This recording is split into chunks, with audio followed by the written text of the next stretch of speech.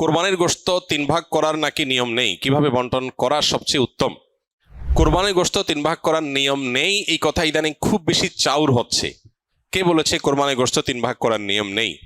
এখানে একটি ভুলকে সংশোধন করতে গিয়ে আরেকটা ভুল আমরা করে বসছি অনেকে।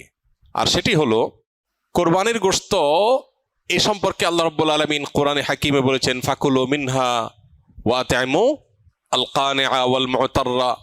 কোরবানি গোশত নিজেরা খাবে এবং সেই সাথে নিজের আত্মীয় স্বজন, প্রতিবেশী, বন্ধু বান্ধব, আপনজন তাদেরকে খাওয়াবে। আরেক ভাগ গরিব দুঃখী অভাবী মানুষদেরকে দিবে, অর্থাৎ 3 ভাগে ভাগ করবে। এটা মুস্তাহাব, ভালো। যে জিনিসটা আমাদের সমাজের সংশোধনযোগ্য সেটা হলো, সমাজের ভাগ নামে কোনো পশু থেকে থোক গোশত তুলে রেখে 1/3 গোশত সরিয়ে রেখে মোড়ল মাতবররা তাদের মতো করে তারা বন্টন করেন।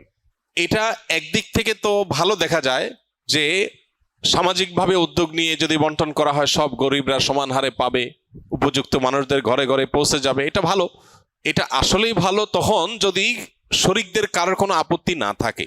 সবাই যদি বলে হ্যাঁ ঠিক আছে, এটা খুব সুন্দর পদ্ধতি, আমাদের সবার কোনো দায় দাবি নাই, সবার তরফ থেকে একটা গরুতে 7 ভাগে কোরবানি দেওয়া যায়, 7 ভাগ থেকে বা যে কয় ভাগে আছে সবার তরফ থেকে টোটাল গোশতের 3 ভাগের 1 ভাগ রেখে এলাকাতে দায়িত্বশীল যারা আছেন, মুরব্বী যারা আছেন, গণ্যমান্য যারা আছেন, তাদের অধীনে ওলামা ইকরাম, ইমাম সাহেবদের মাধ্যমে পুরো এলাকাতে গরিবদের মধ্যে বন্টন করা হোক, আমাদের আপত্তি নেই। কারো যদি আপত্তি না থাকে কোনো অসুবিধা নেই, এটা ঠিক আছে।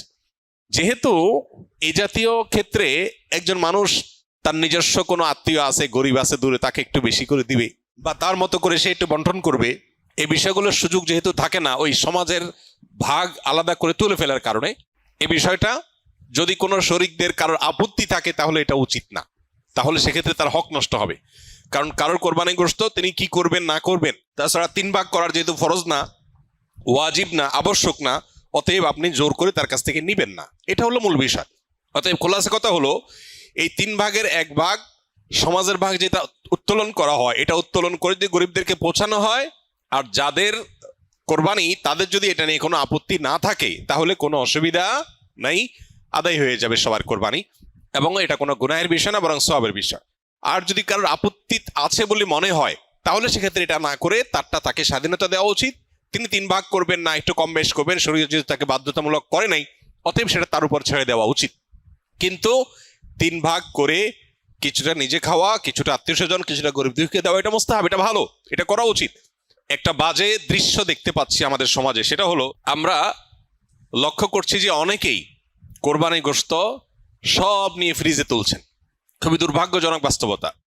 যেখানে গরিব দুঃখীর হক আছে, তাদেরকে দেয়া দরকার, তাদের জন্য 1 ভাগ রাখার নির্দেশনা শরীয়তে আছে, সম্ভব হলে আরো বেশি রাখা উচিত, সেটা না করে বেশিরভাগ মানুষজন আজকাল সব ফ্রিজে ভরে রাখে, নামকা অস্তে সামান্য কিছু গরিব দুঃখীকে দিয়ে, আর বাকিটা স্তূপ দিয়ে রাখে সারা বছরের গোশত সংগ্রহ রাখার প্রয়োজনে। তো এটা কোরবানির তাৎপর্যকে নষ্ট করে। যে লোক আল্লাহকে সন্তুষ্ট করবার জন্য কোরবানি করেছে, সওয়াবের উদ্দেশ্যে কোরবানি করেছে, এটা তার কাজ হতে পারে না। অতএব 3 ভাগের 1 ভাগ করে গরিব দুঃখীকে গোশত দেওয়ার ব্যাপারটিতে আমাদের আরো বেশি আন্তরিক হওয়া উচিত। সম্ভব হলে বেশিরভাগ গরিব দুঃখীকে দিয়ে সামান্য একটু নিজে রাখলে আরো ভালো, যদি মনে হয় গরিব দুঃখী অভাবী মানুষের সংখ্যা বেশি হয়। অতএব 3 ভাগ করতে শরীয়ত ফরজ বা আবশ্যক করে নাই, ওয়াজিব করে নাই, এটা ঠিক, কিন্তু এর মানে এই না যে আমাদের সব গোশত ফ্রিজে নিয়ে ভরা উচিত, সেটাও ঠিক না। অতএব আল্লাহ তাআলা আমাদেরকে বুঝার তৌফিক দান করুন। কোরবানির জন্য কি পরিমাণ সম্পদের মালিক হতে হয়? কোরবানির ঈদের দিনগুলোতে, ঈদের দিন এবং তার পরে যে আরো 2 দিন 3 দিন কোরবানি করা যায় সর্বসাকুল্যে, এই দিনগুলোতে যার কাছে 52.5 তোলা রূপা কিংবা 52.5 তোলা রূপার বাজার মূল্য পরিমাণ টাকা অথবা এই জাতীয় সম্পদ থাকে যেটা যাকাতের সম্পদ হিসাবে কাউন্ট হতে পারে, এরকম সম্পদের মালিক যদি কেউ থাকে ঈদের দিনে, তাহলে সেক্ষেত্রে তার উপরে কোরবানি ফুকায়ে হানাফের মতে ওয়াজিব, অন্য অনেক উলামাদের মতে সুন্নাহ। এই যে দিনগুলোতে কোরবানি ওয়াজিব বা আবশ্যক, এটার জন্য ওই নেশাব পরিমাণ সম্পদ 52.5 তোলা রূপার সমপরিমাণ সম্পদ, এটা 1 বছর থাকা জরুরি না। জাকাতের জন্য 1 বছর থাকলে যখন জাকাত আসে, কোরবানির জন্য 1 বছর থাকা জরুরি না, এই দিনগুলোতে থাকলেই কোরবানি বর্তায়। আমরা বিভিন্ন কবিরাজের কাছে তাবিজ কবজ নিয়ে থাকি, এগুলো ব্যবহার করা কি জায়েজ ইসলামের শরীয়তের দৃষ্টিকোণ থেকে জানাবেন প্লিজ। প্রথম কথা হলো যে নবী করিম সাল্লাল্লাহু আলাইহি সাল্লামের এক্ষেত্রে চিকিৎসার পদ্ধতি ছিল হলো ঝাড়ফুঁক, তিনি ঝাড়ফুঁক দিতেন। অতএব ঝাড়ফুঁক দেওয়ার এই আমলটা আমাদের করা দরকার এবং এই অভ্যাসটা বাড়ানো দরকার। সাহাবীদের মধ্যে কেউ কেউ সূরা ফাতিহা লিখে ঝুলিয়ে রেখেছেন, এটি সাব্যস্ত হয়। এই জন্য অনেক উলামা ইকরাম বলেন শেফার নিয়তে বিশেষ করে বাচ্চারা যারা পড়তে পারে না, এদেরকে যদি কোরআনের কোনো আয়াত, হাদিসে বর্ণিত কোনো দোয়া লিখে ঝুলিয়ে দেওয়া হয় সেটা জায়েজ আছে। বাকি হাদিসে যে মান আল্লাকা তামিমাতান ফাকাদ আশরাকা রয়েছে, যে ব্যক্তি তামিমা ঝুলালো, মাদুলি ঝুলালো, সে শিরক করলো। এখানে এই শ্রেণীর উলামা ইকরামের মত হলো এই হাদিসের দ্বারায় বিভিন্ন প্রতিমাদের নামে যে তামিমা ঝোলানো হতো বা তামিমাকে আলাদা কোনো প্রভাবশালী মনে করে তামিমা বা মাদুলি ঝুলানো হতো, সেটার কথা বলা হয়েছে। যদি কেউ কোরআনে কারীমের আয়াত পড়ে ঝাড়ফুঁক দেয়, সেটা হবে সরাসরি সুন্নাহ। নবী করিম সাল্লাল্লাহু আলাইহি সাল্লাম কখনো তাবিজ দেন নাই, ব্যবহারও করেন নাই, দিতে বলেনও নাই। তবে তিনি যেটা করেছেন সেটা হলো কি, পানি বা তেল বা শরীরে বিভিন্ন বস্তুতে দোয়া পড়ে, দুরূদ পড়ে, কালাম পড়ে আল্লাহর ফু দিয়েছেন, এটাকে ঝাড়ফুঁক বলা হয়। এটা হলো সুন্নাহ।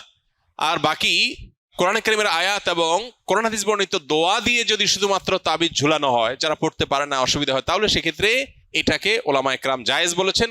অনেক ওলামা ইকরাম জেনারেলি সব ধরনের তামিমাকেই নাজায়েজ বা নিষেধ বলেন। তবে নিরাপদ হলো সুন্নাতে থাকা, অর্থাৎ ঝাড়ফুঁকের মধ্যেই থাকা। বাকি তাবিজ কবজে আজকাল দেখা যায় বিভিন্ন নাম্বার লেখা, নাম লেখা, শয়তান টয়তান ইত্যাদি লেখা, এগুলো নাজায়েজের ব্যাপারে কারোর কোনো দ্বিমত বা ভিন্নমত থাকার কোনো কারণ নাই। অনেকে অনেক বিভিন্ন রকমের ওই যে কাঠের গুড়ি, চামড়া ইত্যাদি কেটে ঝুলায় রাখে, এটা লাগালে উপকৃত হবে এরকম একটা বিশ্বাস থাকে। এটা বৈজ্ঞানিকভাবে বা অভিজ্ঞতা দ্বারাও প্রমাণিত না, আবার কোরআন হাদিসের আলোকেও প্রমাণিত না। বিধায় এই বিষয়গুলো সন্দেহাতীতভাবে কুসংস্কার। আবু বকর সিদ্দিক লিখেছেন, ইউটিউব, মেটা ও সোশ্যাল মিডিয়া থেকে বিজ্ঞাপনের মাধ্যমে টাকা ইনকাম করা কি হালাল হবে? এ বিষয়ে আমরা বহুবার উত্তর দিয়েছি। যারা এখানে প্রশ্ন করেন, স্কিলের ভাইরা বিশেষ করে, মেহরবানি করে আগে দেখবেন এ বিষয়ে আগে কোনো উত্তর আছে কিনা, থাকলে সেটা দেখে নেবেন, অযথা এখানে সেটাকে যেন রিপিট করা না লাগে। সোশ্যাল মিডিয়াতে অ্যাডসেন্সের মাধ্যমে এভাবে উপার্জন করা জায়েজ নাই। বিশেষ করে আপনারা অনেকেই কন্টেন্ট ক্রিয়েশন কোর্সে আছেন, যারা হয়তো ভবিষ্যতে উপার্জনের একটা পথ হিসাবে এদিকে যেতে পারেন। এটাকে কোনো ওলামা ইকরামই জায়েজ বলেন না। বিকজ প্রথমত আপনার চ্যানেলে বা পেজে আপনি যখন মনিটাইজেশন করবেন, তখন যে অ্যাডগুলো আসবে এগুলো আপনার সবগুলো আপনার নিয়ন্ত্রণে না। কিছু ক্যাটাগরি আপনি ফিক্স করতে পারবেন, বাকি সবগুলো আপনার নিয়ন্ত্রণে না। ফলে এখানে মিউজিক থাকতে পারে, হারাম কোনো প্রোডাক্টের অ্যাডভার্টাইজমেন্ট হতে পারে, এখানে হারাম কিছু থাকতে পারে যেটা শরীয়ত অ্যালাউ করে না, সেটা আপনার চ্যানেলে অ্যাড চালিয়ে আপনি টাকা উপার্জন করছেন, যেটা সুস্পষ্টভাবে গুনাহ। অর্থাৎ একটা হারাম জিনিসের প্রচার করে আপনি টাকা নিচ্ছেন, বা একটা হারাম অ্যাডভার্টাইজ দেখায় মানুষকে গুনাহগার বানায় আপনি টাকা নিচ্ছেন, তো এটা তো জায়েজ হবে না। এখন প্রশ্ন হলো, আজকাল এই সমস্ত সোশ্যাল মিডিয়াতে বাধ্যতামূলক আপনার অ্যাড চালানো হয়। আপনি অ্যাডসেন্স, আপনি মনিটাইজেশন অন করেন বা না করেন, তারা অ্যাড দেখাবে। এটা যদি হয়, তাহলে সেক্ষেত্রে আমরা বলি, যদি এরকম হয় তাহলে সেক্ষেত্রে যে টাকাটা আসবে সে টাকাটা আবার বুস্ট ইত্যাদি করে যেভাবে আসলো সেভাবে খরচ হয়ে গেল, নিজে ভোগ করলেন না। অর্থাৎ যারা দিল তাদের কাছে চলে গেল, অ্যাডটা দেখানোটা আপনার নিয়ন্ত্রণে নাই, তারা ইচ্ছাকৃত বা জোরপূর্বক দেখাচ্ছে, তাদের ব্যাপার এটা। আস-সুন্নাহ ফাউন্ডেশন, উম্মার স্বার্থে সুন্নাহর সাথে।